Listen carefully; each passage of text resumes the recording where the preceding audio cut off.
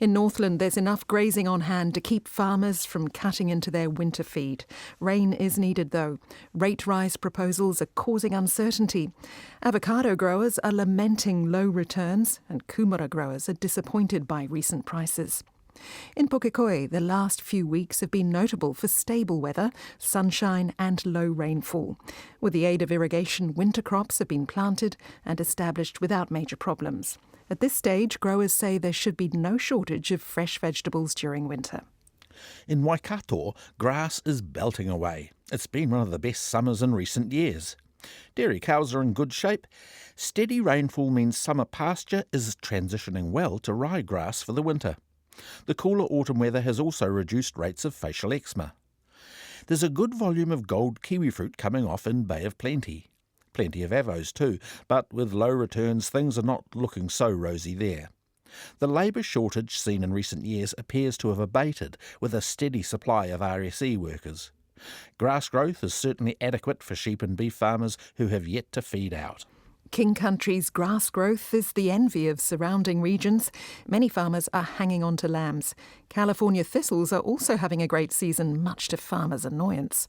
Market conditions remain a challenge, though, especially with low returns for wool and sheep meat.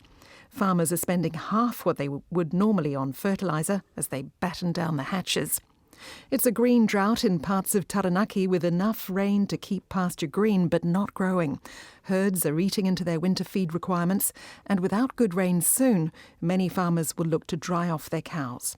Milk production is down on last year, but early pregnancy scanning results for dairy cows are looking good, with about 12 to 13% empty or not in calf. Grass growth has also been good for farmers in Te Tai Rāwhiti. But here too, high input costs and interest rates are putting the pressure on in the background. Fly strike has also been tough this year, with one contact even reporting cases of weaner strike, something he'd never seen before. The grape harvest finished early with good quality grapes but lesser yields. Harvesting of sweet corn, squash and watermelons has wound up, and growers are now busy bringing in broccoli, lettuce and salads. There's plenty on the shop shelves, great for consumers.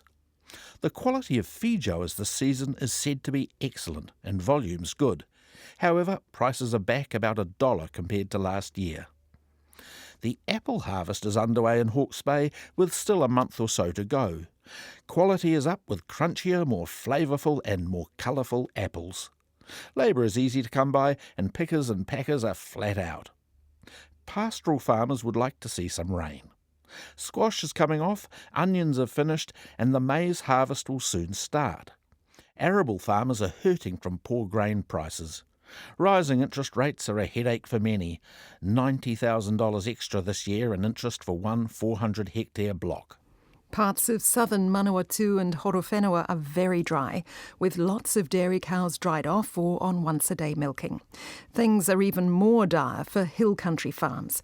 Northern parts of the district feel more comfortable, having had more rain. On sheep farms, the rams are out. It's very dry in Wairarapa, but not the worst drought seen.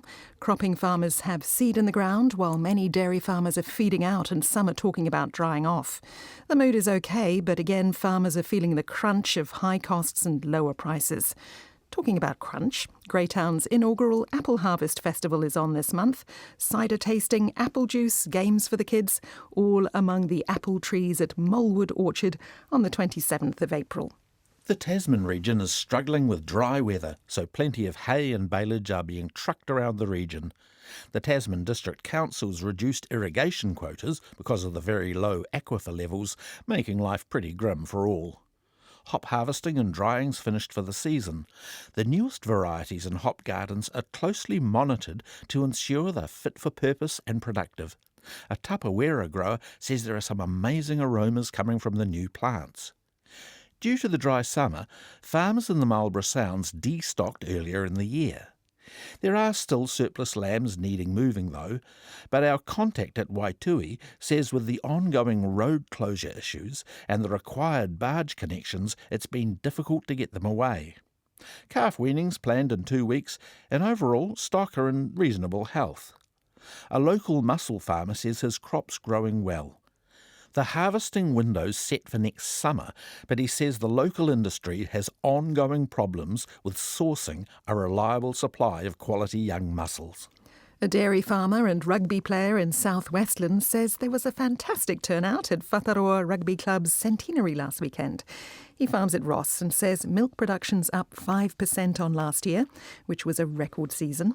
Pregnancy testing's done and dusted, and TB testing's due to start next week. In a couple of weeks, farmers are looking forward to catching up at Agfest in Greymouth. It's very dry in mid-Canterbury and irrigators are working hard.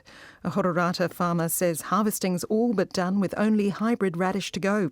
A dairy farmer in South Canterbury's Fairlie Basin says conditions are also dry, despite getting dribs and drabs of rain over the past 10 days.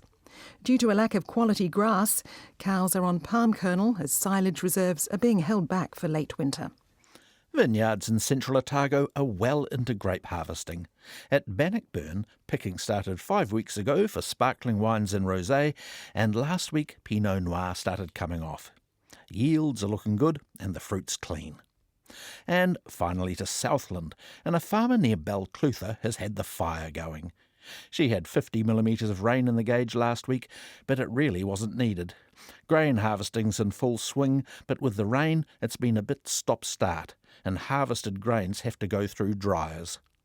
Grass growth's slow, so dairy farmers are supplementary feeding cows. Luckily, there's ample winter baleage in reserve.